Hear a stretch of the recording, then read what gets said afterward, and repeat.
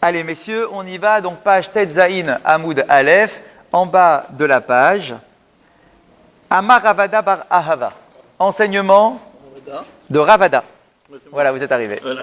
Ravada bar Ahava. Ravada. Fils de l'amour. Fils d'amour. On y va.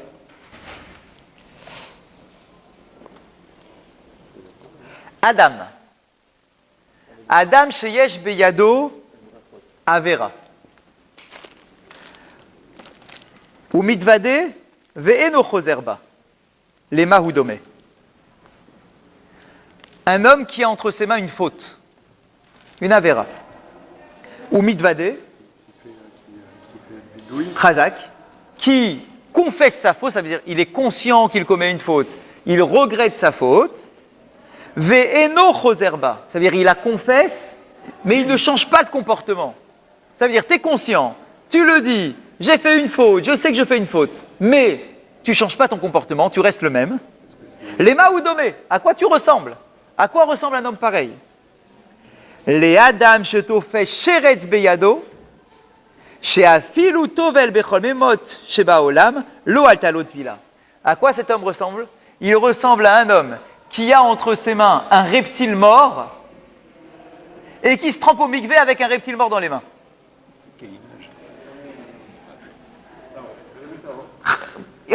Il a beau se tremper dans toutes les eaux du monde, il restera toujours impur.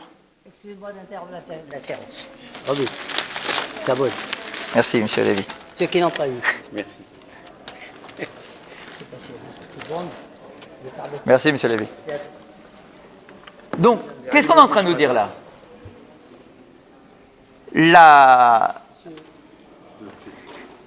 Le reptile mort, c'est une source d'impureté. On est d'accord? Bien. Il est abatouma. Un reptile mort dans mes mains, j'ai beau me tremper au mikvé, tant que j'ai le reptile entre mes mains, eh ben, en fait, c'est je suis pur, je deviens impur, je suis pur, je deviens impur. Tout le temps.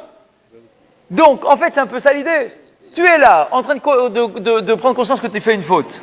Tu regrettes ta faute, tu es mitvadé, mais tu ne changes pas de comportement. Alors en réalité, ta teshuva, elle n'est jamais validée.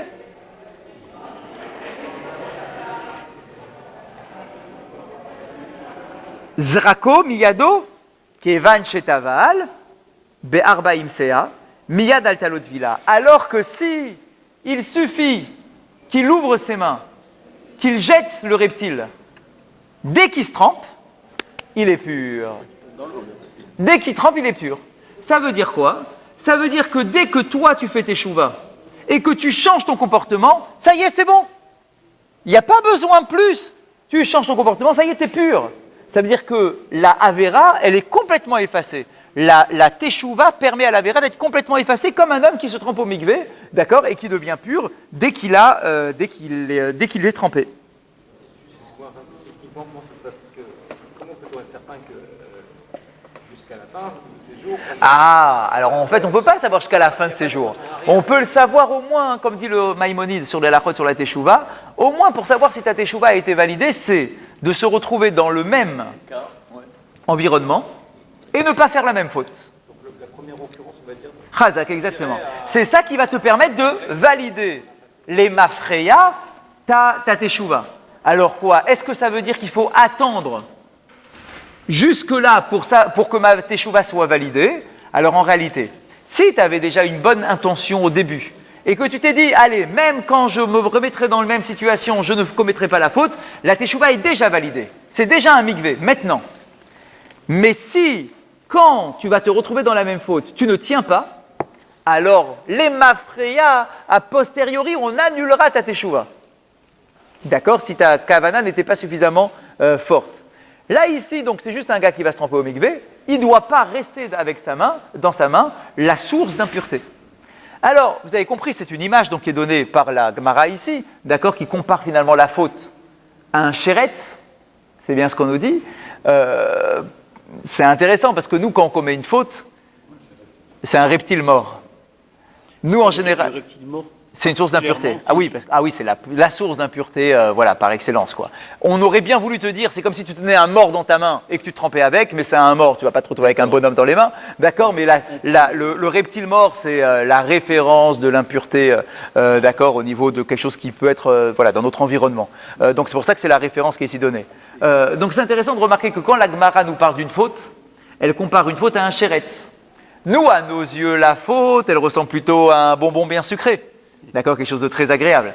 D'accord, à nos yeux, la faute représente quelque chose d'agréable. Alors que, en réalité, tu dois savoir que la faute, c'est comme un chéret, c'est comme un reptile mort. C'est même pas quelque chose d'agréable qui devrait être agréable à tes yeux, quoi. Un reptile ou un autre, n'importe quel animal? Le reptile, c'est le référent. Pourquoi? Parce que c'est par rapport au serpent. Le serpent, c'est la source de l'impureté. Donc, il y a toute une notion, il y a un clin d'œil aussi. Parce que toucher le porc du porc, on n'est pas tamé, si on touche du porc. Vivant ou mort? Vivant, non. Vivant. Vivant, il n'y a aucun problème. Et s'il est mort, Alors en réalité, s'il est mort, tu deviens tamé aussi. Tous les animaux morts rendent impurs, s'il n'y a pas eu de shrita. parce que c'est un S'il n'y a pas eu de shrita. Parce que vous pouvez bien imaginer que les Kohanim au Beth Amikdash, qui font les corbanotes, d'accord, ne sont pas impurs. D'accord, parce qu'il y a la shrita, ça reste bien. D'accord, mais un sheretz vivant. Oui, Un sheretz vivant, ça ne rend pas impur. Ah, voilà. Un animal vivant, il n'est pas source d'impureté. D'accord, il y a un petit lézard qui passe par là, je me suis amusé avec lui. D'accord, il n'y a pas de souci. Le sheretz c'est métamé lorsqu'il est mort. D'accord, sheretz met qui est métamé. D'accord, c'est la mort toujours qui est la source d'impureté. Très bien. Je regarde juste, je crois qu'il y avait un Rashi. Et le cas où, par exemple, la mue d'un serpent, Ouais, le serpent il est pas mort, exact. C'est quoi la question? parce qu'elles ont été tamées. non, tu peux même avoir des chaussures en Ah, quand vous touchez la peau, je pense pas que ce soit une source d'impureté. Je pense pas, j'ai pas regardé, mais je pense pas. Moi, j'ai regardé. Ah, Non, non. je pense pas que ce soit une source d'impureté. C'est la mue, c'est tout à fait. Razak, y a rien de- On fait des ceintures, on fait des sacs. Ah, non, ça change pas. C'est le cadavre que j'ai pas le droit de toucher. Qu'il ait laissé sa peau de mue. Vous avez eu l'occasion de regarder? Ah oui, pour les ceintures, il n'y a aucun problème, c'est sûr. Ah, ça c'est certain que. Razak, c'est sûr, les sacs, les machins, enfin tout ce qui est à peau de serpent, ou de machin. Ah bah oui, aucun souci. C'est surprenant, Bien sûr, ouais. les chaussures en C'est truc là. surprenant, quand même. Il n'y a aucun souci. Ouais. Hein. Ouais. T'as pas de issour anaa sur la peau de porc. Il n'y a pas un interdit de tirer profit. T'as pas le droit d'en manger, ok, c'est une chose. Ouais, c'est Mais t'as pas un interdit d'en tirer profit. Tu vas avoir une kippa en peau de porc, ça pose pas de problème. Ouais, ça pose pas de souci. Ou une pochette de téphiline pour une bar mitzvah. D'accord, il n'y a pas de problème intrinsèque. Regardez Rashi. Chez Yesh Beado Avera, on est un peu plus haut que le passage de la Gemara. Chez Yesh Beado Avera, Rashi nous met il nous dit Gezel. Il nous parle du vol, en particulier. Ve'eno choserbo, les chalem et à Gezel, les maoudomé. Donc, ça veut dire quoi qu'il ne revient pas. Donc là, comme ça, Rashi nous fait comprendre un cas concret. Je suis un voleur, d'accord? J'ai volé un truc. J'ai volé quelque chose et je le confesse. J'ai volé. Ok? Bah, en fait, tant que tu ne vas pas le rendre, bah, en fait, c'est ça, choserbo. Tant que tu n'as pas été rendre l'objet de ton vol, bah, ta teshuva, elle ne peut pas être validée. Tu vas dire, ah non, mais j'ai fait teshuva, je ne recommencerai plus. Non, c'est pas assez. Il faut que tu rendes l'objet du vol. Et maintenant, vous le comprenez, pourquoi est-ce qu'on a cet enseignement ici? Parce que la semaine dernière, on avait fini sur quoi? On avait fini sur cet enseignement sur les gens de Nineveh. On dit que quand ils ont fait teshuva, lorsque Yona leur a parlé, ils ont voulu rendre tous les objets de vol qu'ils avaient entre leurs mains.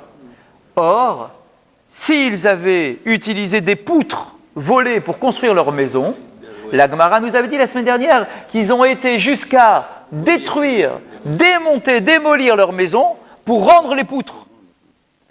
Pourquoi? Parce que tu peux faire tes chouvas, mais tant que tu n'as pas rendu l'objet du vol, ta teshuva ne peut pas être validée. Donc les gens de Ninive, d'accord, ils ont été capables de prendre leurs poutres et de les rendre si jamais elles étaient volées. Là, leur rembourser l'argent, c'est suffisant. Oui, aujourd'hui, oui. C'est un chinouille, le vol. Ouais. Là, c'est le poutre qui a besoin de maison au final. Exact. On est obligé de le vendre.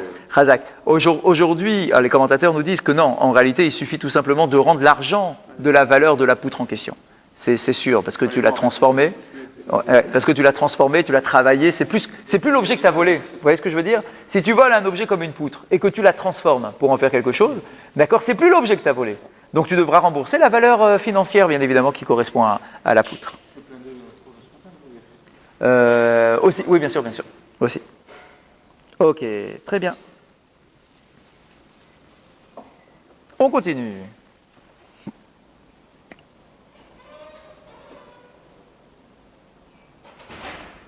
Chez Nehemar, d'où est-ce que nous le savons?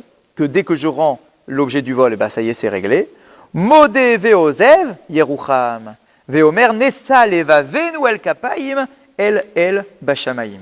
En fait, d'où est-ce qu'on sait donc que cette notion-là, elle est très importante de pouvoir rendre l'objet qu'on a volé, quoi? Parce qu'on a un pasouk. Le pasouk nous dit quoi? C'est dans Michelet. Il nous dit Modé veozev, Yerucham. Il faut confesser la faute, modé, veozev, et il faut abandonner sa faute, Yerucham, il sera pris en pitié par Akadosh Baruch Hu. Donc tant qu'il n'y a pas et de confession et d'abandon, d'accord, il ne peut pas y avoir la miséricorde d'Akadosh Baruch Hu. Veomer, et on dit également, Nissa leva venu el kapaim el bashamaim. D'accord, très joli verset, c'est dans Echa, ça. D'accord, on dit quoi? Nissa leva venu el kapaim. Je vais mettre mon cœur dans ma main et le présenter devant Akadosh Baruch Hu. Ça veut dire, et c'est tout l'enseignement qu'on a eu ce dernier cours, enfin le cours de la dernière fois, c'était de dire, la teshuva, c'est pas que une teshuva apparente. Ça suffit pas. Il faut une teshuva profonde. C'est le cœur, en fait, que tu dois donner à Akadosh Baruch Hu. Et ce cœur-là, tu dois le mettre dans tes mains. Tu mets ton cœur dans ta main et tu le présentes à Akadosh Baruch Hu. Or, si ta main est sale par le vol, comment est-ce que tu veux mettre ton cœur dans ta main et le présenter devant Akadosh Baruch Hu? Hachem, il va dire, mais ta main est sale. D'accord? Donc tu peux pas te présenter devant moi avec les mains sales, salies par la trace d'un vol que tu n'aurais pas rendu. D'accord? Donc le cœur, c'est le cœur que je dois présenter devant Akadosh Baruch Hu, et c'est effectivement ça, comme on dit, Rachamana, Libabae, la Torah exige le cœur. C'est ça qu'elle veut, la Torah. Et Akadosh Baruch Hu, c'est ça qu'il attend de nous, c'est notre cœur. D'accord? La pureté de notre cœur, la sincérité de notre cœur. Des fois on se trompe, des fois on fait des erreurs, des fois on fait des fautes, certes. D'accord? Mais voilà, si tu as un cœur qui fait teshuva, qui est présenté devant Akadosh Baruch Hu, le cœur, il ne peut être qu'agréé par Hachem. Très bien, on est aux 2 points.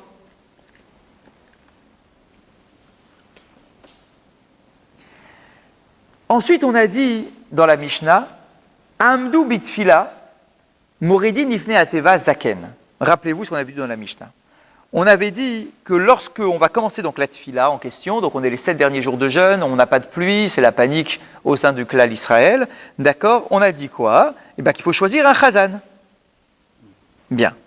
Il faut choisir un chazan, et on nous avait dit quoi? Tanou Rabanan. On enseigne dans une braïta. Moridin, l'ifne ateva. Oui, bien sûr. Très bonne remarque. Pourquoi le verbe qui est utilisé, c'est on fait descendre? Parce que je vous rappelle qu'à l'époque, la Théba, elle était en profondeur, elle n'était pas en haut. Bien sûr, elle était creusée. Elle était creusée parce que Mima Amakim Keraticha Hashem. Des profondeurs, je t'ai appelé ô Éternel. Pourquoi tu te lèves? Tu devrais descendre pour montrer que tu n'es rien. D'accord, que tu es au fond du trou. Quand tu fais une tefila, il faut bien prendre conscience que tu n'es rien.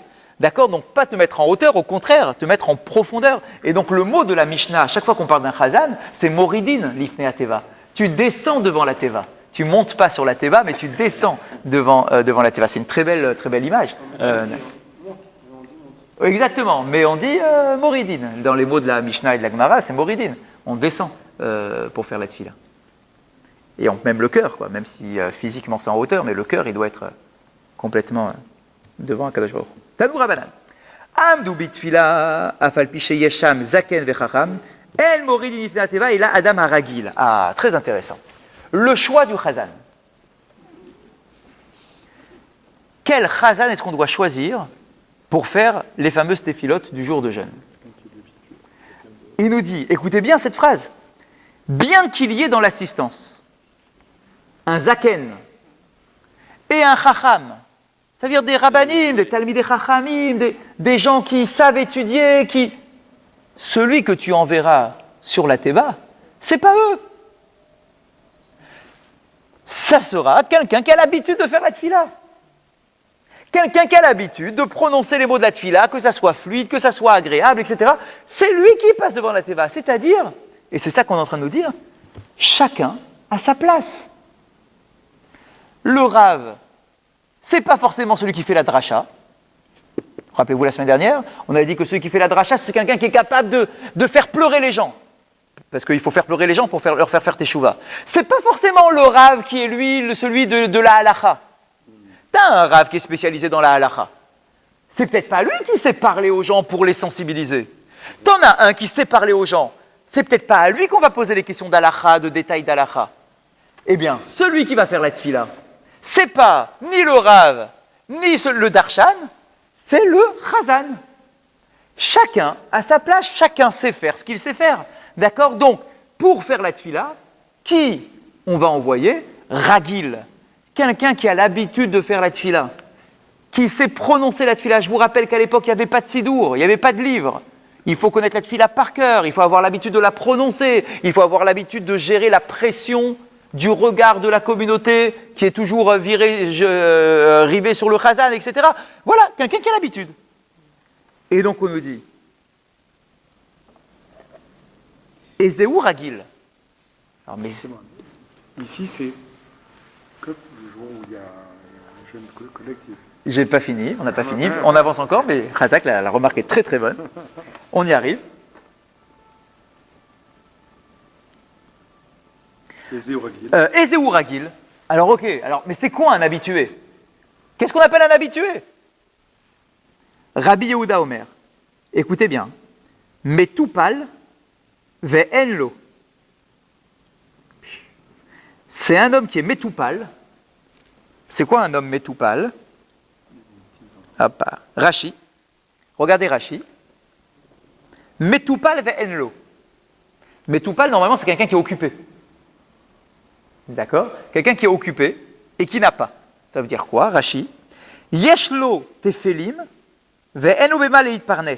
En fait, c'est un homme qui a des enfants, mais qui n'a pas les moyens de les nourrir. Voilà le choix du chazan. Un homme qui a des enfants, mais qui n'a pas les moyens de les nourrir.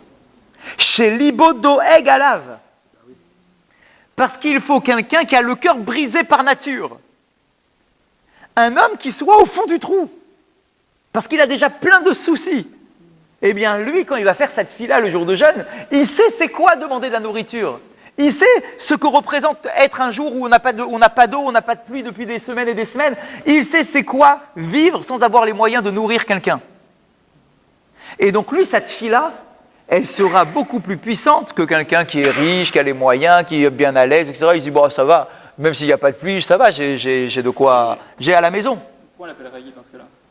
C'est bizarre d'appeler quelqu'un Ragil, enfin normal. Ouais. Alors que c'est quelqu'un qui a plein de soucis, plein de problèmes. En fait, quelqu'un de Ragil, ça veut dire que... Donc nous, on croyait au début que Ragil, c'était Ragil bitfila. Ça veut dire que c'était quelqu'un qui est habitué à faire la tefila. En fait, c'est pas forcément ça. Donc c'est Ragil, quelqu'un de simple, qui n'a pas énormément de moyens, qui a des difficultés, quoi. Qui a une vie difficile. Peut-être que la Gemara nous dit qu'il faut qu'il soit ragil, mais qu'il est aussi... Et en plus, bien sûr, c'est-à-dire que qu'il soit si habitué... c'est pas prier, on ne va pas lui demander. Razak. Il faut aussi qu'il ait l'habitude de faire la tefila. Ça veut dire que si c'est simplement le malheureux du coin, d'accord, mais qui ne sait pas faire une tefila, Une attitude du cœur. Razak. Donc si on arrive à associer le fait qu'il soit capable de faire une tefila convenablement, parce qu'il a l'habitude, c'est fluide, et en plus il a des soucis à la maison, c'est bien, d'accord, souci de Parnassa, c'est bien. Entre parenthèses, pourquoi est-ce qu'il faut qu'il ait l'habitude de faire la tefila? Parce qu'on nous dit par ailleurs que lorsqu'un chazan se trompe dans cette tefila, c'est un mauvais signe pour la communauté. Dans un passage. Oui. C'est dans le passage à l'âme, Nimelam. En particulier. Mais pourquoi? Pourquoi c'est mauvais signe? Parce que quand la tefila n'est pas fluide dans la bouche de celui qui la prononce, c'est que quelque part ça coince quelque part. Or, comme lui c'est l'envoyé de la communauté, c'est qu'en réalité ça coince quelque part dans la communauté. Donc on dit, si le chazan a un moment où dans cette tefila ça coince, d'accord, c'est que quelque part dans la communauté, il y a un souci, quoi. La tefila ne passe pas bien. D'accord? Elle n'est pas bien portée. Bon.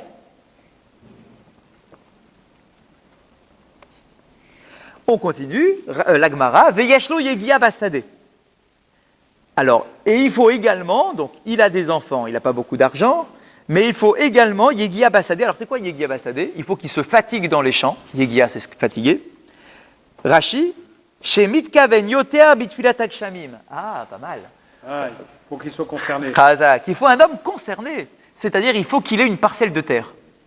Ah oui. Il faut qu'il travaille la terre. C'est un homme qui a un petit lotin de terre. Pourquoi? Parce que lui, il sait c'est quoi ne pas avoir de pluie. C'est pas le boucher à qui on va. Razak, parce que le boucher, lui, il s'en fout de qu'il y ait de la pluie ou pas de pluie. D'accord? Mais un agriculteur, un gars qui travaille sa terre pour avoir machin, il sait c'est quoi vivre avec la nature. Là, on voit en ce moment, regardez tous les agriculteurs, ils sont comme des dingues. Il y a de l'eau partout, machin. C'est un pleur. Ils ont le cœur brisé, mais vraiment. Et bien, pareil dans la sécheresse. Il faut que le Chazal, il se sente concerné, en fait, c'est ça l'idée. Il faut qu'il soit concerné à 1000% par la tefila de la communauté. Voilà. Pas de semblant, pas de machin. Il y a de plus en plus de conditions. Et c'est pas. Attendez, vous avez rien vu encore, vous avez rien vu. J'imagine que Mais à c'est l'époque. générique. C'est générique, c'est-à-dire qu'il veut une pierre authentique. C'est-à-dire qu'on t'explique, à partir d'un exemple, il faut que tu pries pour quelque chose dont tu as besoin. Tu peux pas. Exact. Même si on prie, il vaut mieux prier pour les autres que pour soi. Oui. Mais il vaut mieux tout de même se sentir soi-même dans la même souffrance enfin sa propre souffrance, quoi. Donc lui, il souffre. Donc c'est bien, il faut qu'il souffre avec la tefila sera plus belle. Et j'ai pas fini. Oh, vas-y. Ouais. Il y a eu une discussion avec Yaakov à ce moment-là. Ouais, à quoi vous pensez? Elle a demandé une bracha Pour un enfant? pour un enfant. Chazak. Et qu'est-ce que lui dit Yaakov? Chazak. Yaakov, il dit, mais qu'est-ce que tu veux chez moi? Prie toute seule. Pourquoi? Parce que ta souffrance, moi, je ne l'ai pas. Donc celui qui ressent la souffrance a beaucoup plus de force dans cette fille-là que quelqu'un qui ne ressent pas la souffrance. Lui, il a déjà des enfants. Rachel, elle n'a pas d'enfants. Donc sa prière sera beaucoup plus puissante. On continue, c'est pas fini les conditions. Ou Beto Rekam. Maison est vide. Sa maison doit être vide. Ça veut dire quoi, sa maison doit être vide? Il y a plusieurs interprétations. La Gemara va en parler, mais en tout cas, une des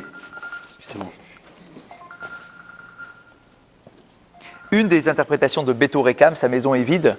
Sa maison est vide, alors soit on reste sur la Parnassa, c'est un gars qui a rien de quoi vivre à la maison, quoi. Il est vraiment à sec. Ça, c'est le premier pshat. Il y a une autre interprétation qui est très jolie aussi. Rekam mina avera. Que sa maison soit vide de faute. Chazak. Il faut aussi que ce soit un homme bien dans son comportement. Il y a une expression qui nous dit, elle sera plus loin dans la Gemara, que quand on commet une faute, les murs de notre maison témoignent contre nous. Ça veut dire que c'est comme si la faute était inscrite jusqu'au mur de notre maison.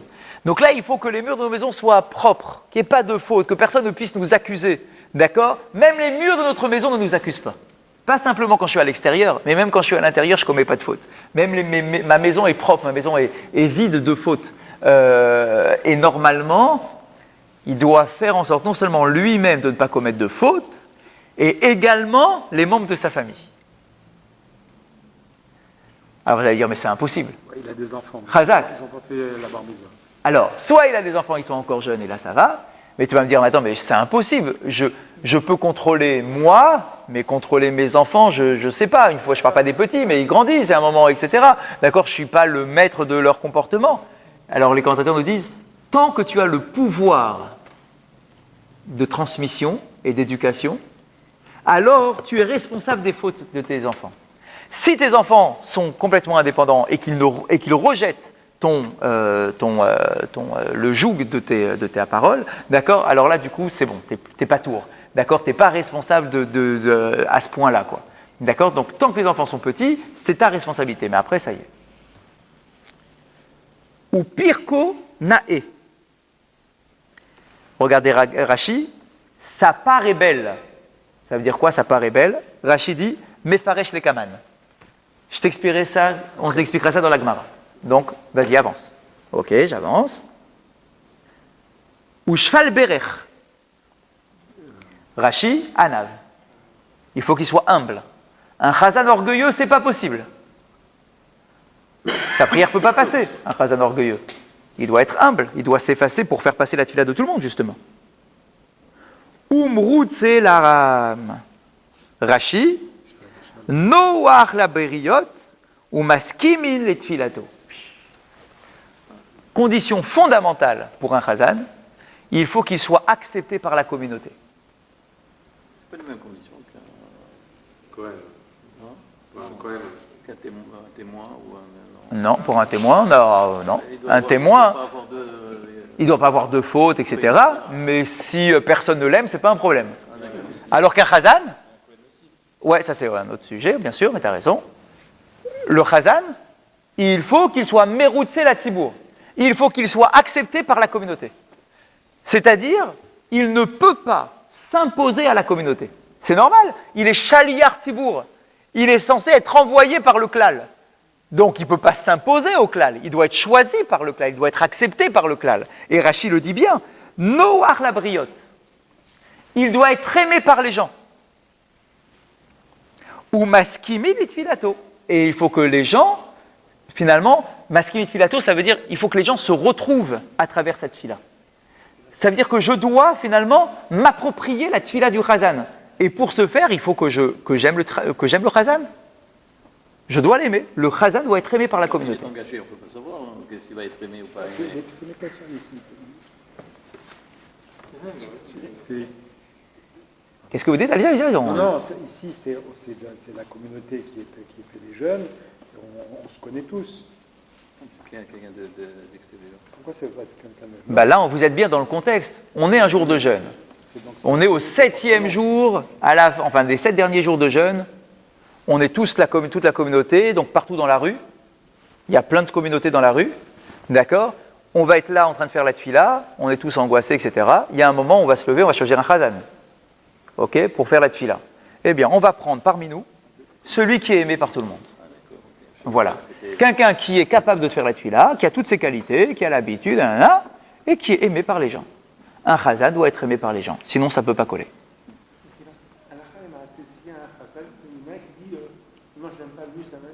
Chazan.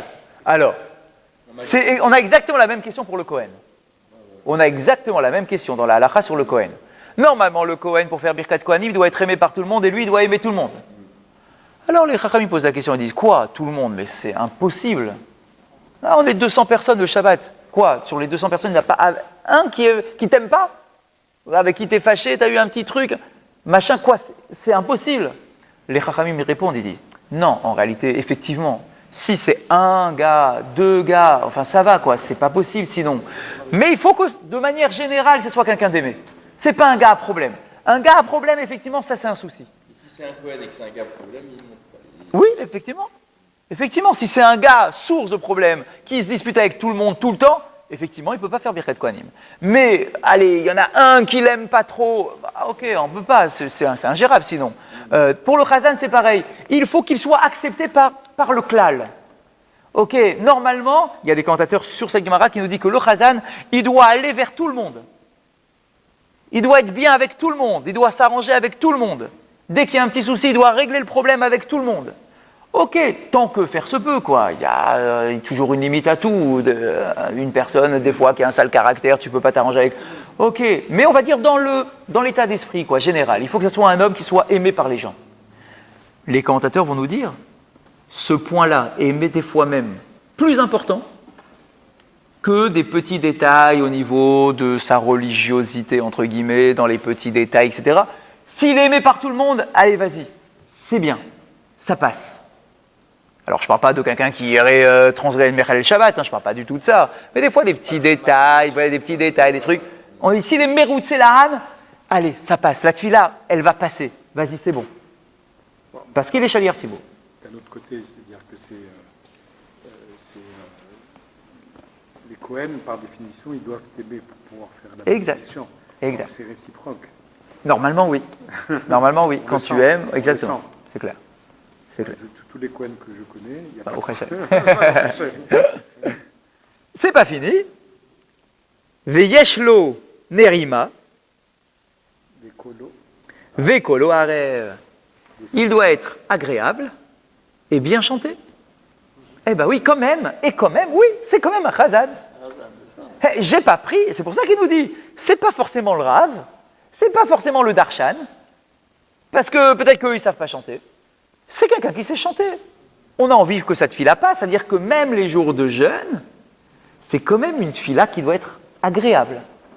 D'accord? Une voix agréable qui me fait plaisir. Je veux que ma fila ressemble à ça, à moi aussi.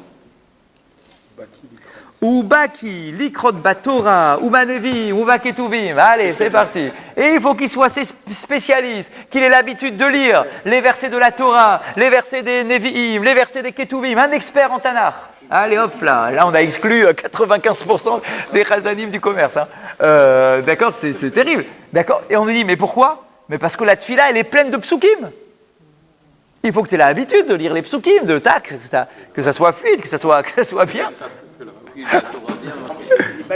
Baki, hein, spécialiste. Et attends, c'est pas fini. Velishnot bamidrash, ba'alachot ou be'agadot. Allez, vas-y, t'as mis tracham en fait. Il faut qu'il ait l'habitude d'étudier le midrash, les halachot, les agadot. Donc, ou baki bechol abrachot kulan. Et il faut qu'il soit spécialiste dans toutes sortes de brachot.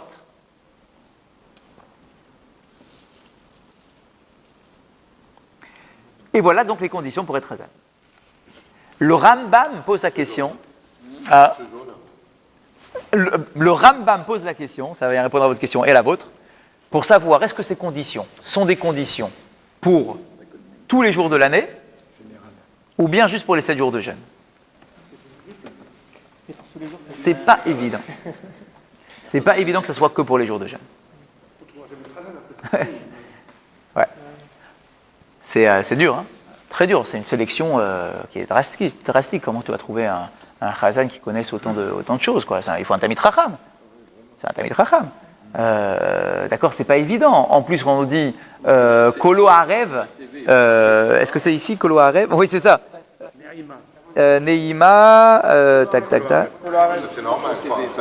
Avant Namani. Voilà.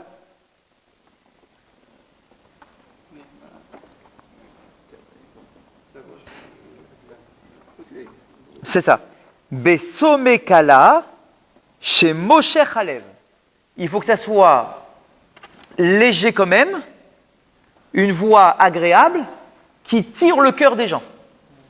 J'ai quand même besoin de que ça vibre. Les gens doivent vivre avec le chazan. Velragil likrot sheyu apsukim shel tfila sedurim befiv. D'accord, donc il faut que les versets de la tfila soient fluides dans sa bouche. Vous avez vu toutes les conditions? Alors la Gemara dit Vayavu berabanan anayhu. Alors quand on a entendu ça au Beth Midrash, parce qu'on est au Beth Midrash là, on est au Beth Midrash, on a donné cet enseignement, tout le monde a levé les yeux. Sous-entendu, qui on va prendre? Oui. Qui parmi nous est capable? Et ils ont tous mis les yeux Rabbi Yitzhak Barami. Ils en ont trouvé un. Rabbi Yitzhak Barami, il semblerait que cet homme-là corresponde à toutes les conditions présentées par la Gemara. On tourne la page.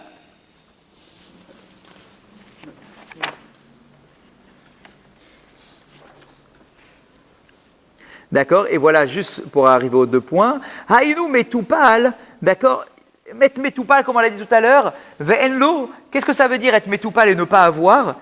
De haïnou beto rekam, sa maison est vide, amar afrizda zeu chez beto rekam ina avera. D'accord, c'est comme on l'a dit tout à l'heure, que sa maison soit vide de faute. D'accord, qu'il soit un tamid chacham, quoi. Et pas de faute. Et Rashi nous dit Beto rekamina avera, sa maison est vide de faute. She'en chamas vegezel bebeto. Rashi rajoute qu'il n'y ait pas de violence chez lui à la maison. Pas de violence et pas de vol. Pourquoi la violence et le vol sont stipulés dans quelque chose qui est à l'intérieur de la maison? Parce que souvent, lorsqu'on est à l'extérieur de la maison, on fait très attention à notre comportement, on est agréable avec les gens, parce que le regard des gens, etc. On fait attention à ne pas piquer un truc, d'accord, c'est son sachet, je ne vais pas lui piquer, d'accord? Ça, c'est quand on est à l'extérieur. Mais quand on est à l'intérieur, on n'a pas le même caractère. On se permet d'être plus colérique que d'habitude, on s'énerve plus facilement avec sa femme, ses enfants, plus facilement que quand on est à l'extérieur. On se laisse un peu plus aller. Et les trucs volés, justement, hop, allez, on les sort à la maison, tac, et on les mange et on les planque à la maison. D'accord? Donc c'est pour ça que Rachid nous dit que la violence et le vol... Non, il y en a qui se défoulent dehors. Hein. Ouais. Bon, en général, ceux qui n'arrivent pas à se défouler à l'intérieur, ils se défoulent à l'extérieur. Ceux qui n'ont pas le droit à l'intérieur. Exactement. C'est un truc de rabbin, ça, vous savez. Entre collègues, on dit, mais dis-moi, t'as des gens qui ont un sale caractère à la synagogue? Ça arrive. D'accord. Alors en général, dit, sache que ceux qui ont un mauvais caractère à la maison, à l'extérieur, c'est qu'à l'intérieur, ils ne peuvent pas l'exprimer, leur mauvais caractère. On continue.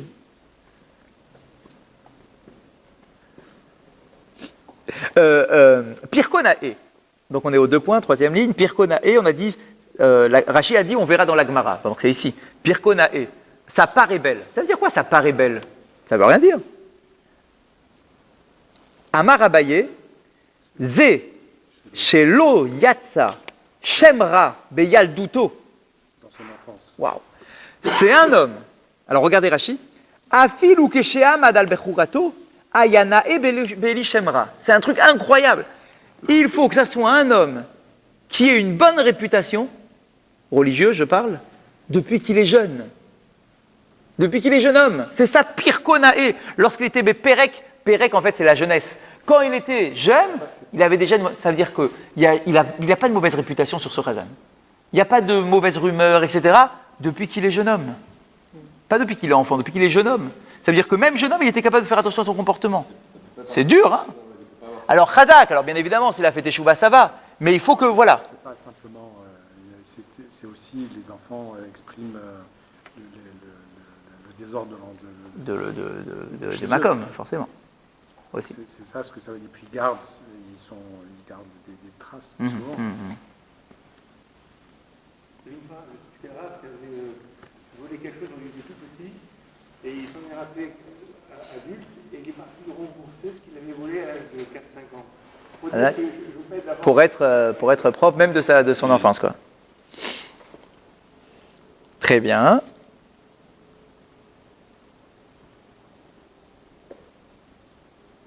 On a un verset qui nous parle de cela. Haïtalina chalati ke arie bayar, natena alai bekola, alken senetia. Alors, de quoi il s'agit? Donc c'est Hachem qui parle. Hein. C'est dans le prophète Jérémie. Donc on est au niveau de la destruction du Beth Amikdash, dans cette période-là. On nous dit quoi? Le peuple d'Israël, Haïtali Nachalati, donc mon héritage, donc sous-entendu le peuple d'Israël, Ke Aryeh Be'ayar, était comme un lion dans une forêt. C'est-à-dire qu'il dévorait tout ce qui passait sous sa main. Natena alai bekola, et il porte la voix vers moi, alken senatia, et je l'ai détesté. Ça c'est le pasouk. Maï natena alai bekola. C'est quoi ce pasouk? Enfin, comment on le comprend, quoi? C'est quoi la symbolique de ce pasouk? Qu'est-ce qui est caché derrière ça? Amar Marzutra bar Tuvia Amar Rav ve'amrala Amar Rabbi Chama Amar Rabbi Elazar Ze shaliach tzibur ayored ifnei ateva she'eno hagun. Quel est ce lion qui crie dans une forêt et que je déteste? C'est un chazan qui n'est pas digne de son poste. Ça veut dire qu'il est là, il crie, mais en fait, c'est comme un lion qui hurle, mais je déteste cette voix. Non, c'est pas facile d'être Hazan. Hein. Non, du coup... Parce que j'imagine qu'il parle du Hazan d'une manière générale. Alors on a dit, quand vous n'étiez pas là, que certains se demandaient est-ce que c'est que pour les 7 jours ou bien pour tout même les jours de l'année, mais il semblerait que ce soit même pour les jours de l'année, de toute façon. D'accord? Un chazan qui n'est pas agoun, qui n'est pas apte.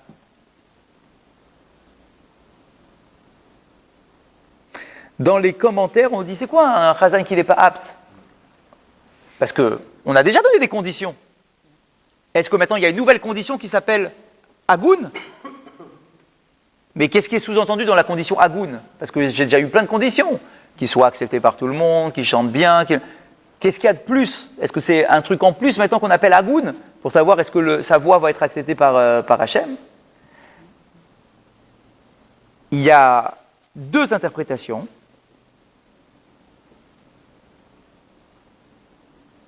Si par exemple, quand le Chazan fait cette fila, la seule chose qu'il attend, c'est que les fidèles soient impressionnés par sa voix et qu'ils lui disent Razak à la fin, t'as une voix exceptionnelle. Si c'est ça qu'il cherche quand il fait cette fila, il n'est pas Agoun. Ça, c'est comme un lion qui hurle. Ça n'a aucun intérêt aux yeux d'Hachem. Exactement, il faut une tfila pure, sans attendre le truc de ah, quelle voix exceptionnelle, quel Chazan. C'est pas ça que l'on cherche. Que ça soit le cas, oui, parce qu'on a besoin de quelqu'un qui chante bien. Mais quand il fait cette fila, il ne doit pas attendre les compliments et le truc de. C'est pas ça son boulot. Il doit être simple, humble. Ça, c'est le premier pshat. Deuxième pshat. Si le Chazan se force à chanter fort, dans le sens de Nevié à Baal, de l'époque de Eliyahu Hanavi, alors effectivement, celui-là, il n'a rien compris non plus.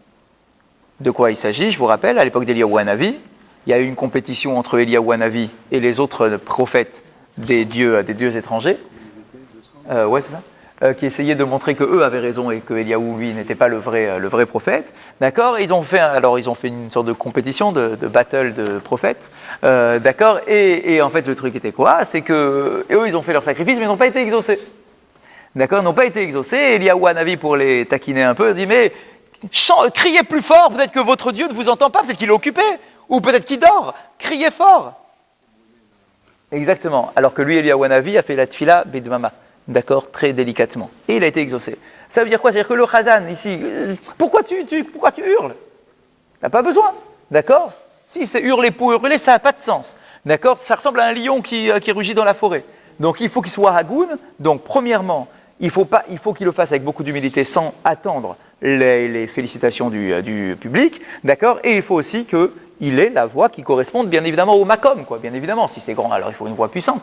D'accord? Mais pas, voilà, c'est pas une compétition de quoi que ce soit. Toutes ces conditions étaient exigées avant, et pas aujourd'hui quand même, non? Bien sûr que oui aujourd'hui aussi. Bien sûr que oui aujourd'hui aussi. Quand on engage quelqu'un... Razak, c'est pour ça qu'il faut faire attention au moment de la sélection, c'est sûr. Vous avez raison, mais on ne pourra jamais être sûr à 100%, mais ça fait partie des critères de choix, en tout cas.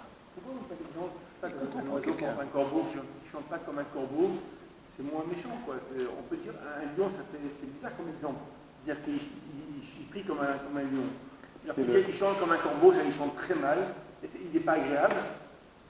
Mais non, parce que justement, c'est pas qu'il chante mal, il chante bien, le gars. C'est ça le truc. Il chante bien, il est noble, il est comme un lion, il est beau. Un lion qui rugit, c'est beau. D'accord, c'est une belle bête, c'est impressionnant, c'est noble. Le Chazan, il n'est pas comparé à un corbeau qui est moche. Non, regarde, il est beau. Pourtant, c'est comme un cri de lion qui est complètement... C'est comme la Gavard, en fait, le lion c'est le roi des animaux. C'est ça, c'est toute cette notion-là de noblesse, mais qui est mal placée là en tant que Chazan. On avance encore un peu. Veomer, et donc ça y est, une fois qu'on a choisi le bon Chazan, Veomer lifnehem esrim verba brachot. Et ça y est maintenant, on est dans le cœur de la tfila. D'accord? Et qu'est-ce qu'il va réciter devant eux? Eh bien, il va réciter les 24 bénédictions de la Hamida. Ça y est, on y est. Les 24 bénédictions des 7 jours de jeûne de dernier. Shmone esrei shebechol yom, les 18 traditionnels de tous les jours, ou mosifim alehem od shesh, sur lequel on va rajouter 6. La Gemara pose la question, Aneshesh, comment ça 6? Sheva Havian. Mais dans la Mishnah, on en a compté 7, pas 6. Rappelez-vous qu'on avait fait la Mishnah. Vous vous rappelez de la Mishnah? D'accord, la fameuse Mishnah énorme là qu'on avait vue. D'accord, dans cette Mishnah-là, on avait compté 7 brachot. Donc la Gemara pose la question. D'accord, on dit, mais comment ça 6? Il y en a 7 dans la Mishnah. Il y a 7 brachot. Keditnan, ala Shevi'it ou Omer, Baruch Merachem ala Haaretz. Pour preuve, dans la Mishnah, on donne la liste de toutes les bénédictions, et là-bas, en plus, on les compte.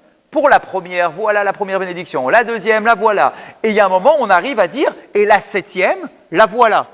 La septième, c'est Merachem ala Haaretz. On demande à Akadosh Baruch Hu qui prenne en pitié la terre. D'accord, donc il y en a bien 7. Comment tu peux dire, toi, dans la Gemara, maintenant qu'il y en a 6? Il y en a 7 dans la Mishnah. Amar Rav Nachman bar Yitzhak, Maï Shevi'it la Haruka. Et c'est ce qu'on avait déjà expliqué à l'oral qu'on avait fait la Mishnah. D'accord, on dit non, en réalité, c'est pas 7. La septième, en fait, c'est une expansion d'une qui est déjà dans les 18. Non, c'est bien. On a dit, il y en a 18 de tous les jours, plus 6. Ok. La Gemara, elle dit, comment ça 6? Il n'y en a pas 6, il y en a 7. Dans la Mishnah, il y a écrit qu'il y en a 7. Réponse de la Gemara, non, il n'y en a pas 7. En fait, on appelle ça 7, mais il y en a une des 7 qui est en réalité une expansion d'une des 18 de tous les jours. Chazak, on avait vu, c'était celle de Goël Israël. Chazak. Mais qu'on va élargir. Donc il y en a une qui est celle de Goël Israël qu'on va élargir. Et donc la Gemara va nous l'expliquer tout de suite. Shevit la Haruka. Donc la septième, en fait, c'est juste une extension d'une des 18. Kedetania, comme on l'enseigne dans une braïta, Begoël Israël Ma'arir. En fait, dans la bracha de Goël Israël, donc c'est la bracha classique de la Hamida, d'accord, quand je dis Baruch Atah Hashem Goël Israël, Ma'arir, c'est celle-là qu'on élargit. Ou Bechomatama ou Omer, et avant de conclure, on va dire Mishéana et Avraham Be'ara Moria, Ouyan et Etrem Vishma Kolsa Akatrem Ayomazé, Baruch Atah Hashem Goël Israël. La voilà la bracha. Donc en quoi j'ai allongé? Bah oui, j'ai allongé, j'ai rajouté un truc au milieu. D'accord? Donc je suis dans la bracha de Goël Israël, hop, j'ai rajouté que celui qui a exaucé Abraham sur le mont Moria au moment du sacrifice d'Yitzhak, qui puisse nous exaucer à nous aussi. Baruch Atah Hashem Goël Israël. C'est celle-là qu'on appelle la septième, mais en réalité qui n'est pas la septième, qui est tout simplement... En fait, elle ne compte pas. C'est une question que j'avais... Qu'est-ce que ça veut dire Goël Israël? Ouais. Non, c'est une question. Ah, celui qui libère Israël. Oui, mais... C'est quoi la question? Quand on demande ça pendant la prière, à quoi on pense? Quand on demande Goël Israël. J'essaye de comprendre votre question. Moi, je pense à la Géoula simple. La Géoula du peuple d'Israël. On demande à... D'autres Géoula à nous, la fin de l'exil. Oui, parce que ce sont les Un Tchèque Neset Agdola. Oui, mais ce sont les demandes qui sont personnelles. On est toujours dans les demandes personnelles. Personnelles, mais au nom du peuple quand même. Pourquoi vous dites personnel? Moi, c'est comme ça que j'avais appris. Dites-moi. Qui me donnent, qui me guérissent, etc. Mais toujours au pluriel. J'ai péché. Toujours au pluriel. Tout est au pluriel, n'oubliez pas. D'accord. Donc c'est... Mais c'est pas pour le klal. Parce que pour le klal, c'est après. Pourquoi vous dites ça? Ah tiens, c'est surprenant ce que vous me dites. J'ai appris Votre perception de la tefila. la structure de la tefila. Ah, je veux bien voir, parce qu'en général, on dit l'inverse. On dit quoi, en général? On dit que toutes les tfilotes de la Hamida, à part les 3 premières, 3 dernières, tout ce qui est au centre, c'est au pluriel, ça veut dire c'est pour le klal Israël. Et bien évidemment, je m'inscris moi-même dans la demande en question, hein, mais c'est toujours au pluriel, c'est pour le klal. Refa et nous, etc. Enfin, Shema Kol et nous, c'est toujours au pluriel. Donc quand je dis ici Goël Israël, bah, je demande pour le klal. Parce que sinon, comment vous comprenez Goël Israël, effectivement, d'ailleurs? Non, mais je voudrais bien voir de quel texte vous parlez. Non, la réponse à ma question, je ne l'ai pas dans le texte. D'accord. C'était D'accord. C'était le livre, comment il s'appelle? Lequel? Celui qui a écrit les commentaires de la Torah, qui a fait une structure du... Munch. Munch, oui. Très, très bien. Ah oui, bien sûr, c'est une référence. Le monde de la prière, ça s'appelle. Exactement. Ouais. D'ailleurs, je l'ai prêté à quelqu'un, j'ai rendu. Ah oui, qu'on fasse un appel, un appel devant caméra. Je ne sais pas où est-ce qu'il est passé. D'accord, mais oui, c'est personnel, mais en réalité, je m'inscris dans le klal, quoi. Et c'est après, c'est-à-dire qu'on demande pour le klal. Ouais. C'est après. Bon, Parce que quand on dit Goël Israël, oui, c'est-à-dire que c'est une manière de s'intégrer dans le klal. Chazak, eh ben, toutes les tfilotes, je m'intègre dans le klal. Bon. En tout cas. Mais si c'est ça, c'est alors. Donc si c'est ça, donc ça veut dire quoi? Si je donc, pour moi. Eh ben, Chazak, je ne demande pas pour moi en réalité, je demande pour le klal. Et c'est quoi Goël? Ah, la Géoula, la fin de l'exil. La fin d'exil pour eux, Israël. La fin d'exil. Hein, c'est ça, en tout cas, c'est le pshat, quoi. Juste pour terminer, donc le passage. Vehen, et voilà, et ce sera le teaser pour la prochaine fois. Vehen oni macharav, amen. Et quand il termine Goël Israël, les gens vont répondre amen. Bien. Vechazan akneset omer lahem, tikou bene Aaron, tikou. Et le chazan va maintenant dire, dès qu'il a fini sa bracha, sonnez, enfant d'Aaron, sonnez. Donc le chauffard. Quoi, le chazan, c'est le chazan qui va dire comme ça, sonnez, sonnez. Alors, le Rashi va nous dire, non, c'est pas le chazan en fait, c'est le shamash. Qu'on appelle chazan à Knesset, vous avez vu, il y a deux mots, il y a chazan et chazan à Knesset. Il y a shaliach tzibour et chazan. Le chazan, c'est le chazan, et le chazan à Knesset, c'est le shamash. Donc, le chazan, lui, c'est pas lui qui va dire sonner. Lui, il fait sa tefila, il est concentré. Il y a le shamash juste à côté, qui dit, sonnez maintenant, sonnez. Vechoser. Et donc, le shaliach tzibour maintenant fait la bracha suivante. Et une fois qu'il termine la bracha, il répond Amen. Veomer, Mishéana et Avoten ou Aliamsu, Viane et Etrem. Donc c'est ça la bracha d'après. D'accord, donc là c'est les brachot supplémentaires du coup. D'accord, donc c'est le fameux texte qu'on a eu dans la Mishnah. Donc celui qui nous a exaucé au moment de la traversée de la mer, etc. Baruch ata Hashem, Zocher anishkachot. Donc ça c'est une bracha nouvelle, celle-là. D'accord, donc il se souvient de tout ce qui est oublié. Donc tu nous as oublié, essaye de ne pas nous oublier, envoie-nous la pluie. Ve'en onirarav Amen. Le tzibour répond Amen. Ve'chazan akneset omer lahem, Ariou bene Aaron, Ariou. Et là, maintenant, le shamash va dire « Sonnez !» Enfant d'Aaron, sonnez. Donc, c'est les Kohanim qui sonnaient, hein, le chauffard. Pourquoi quand tu commences par dire tikou? Khazak. La première fois, c'était tikou. Et là, c'est ariou. C'est pas le même verbe. Parce que le pshat, c'est... La première bracha, c'est tekiya. La deuxième bracha, c'est teroua. Et ainsi de suite. Une fois tekiya, une fois teroua. Chaque bracha avec une sonnerie différente. Vechen bechol bracha ou bracha, et il en est de même pour chacune des brachot de la Hamida, be'achat omer tikou ou be'achat omer ariou. Une fois il dit tekiya et une fois il dit teroua. Chazak. On s'arrête là pour aujourd'hui. Chazak, messieurs. À quelle heure c'est la bar mitzvah du... Alors demain vous avez, demain c'est luxe. Vous avez 3 horaires. Vous avez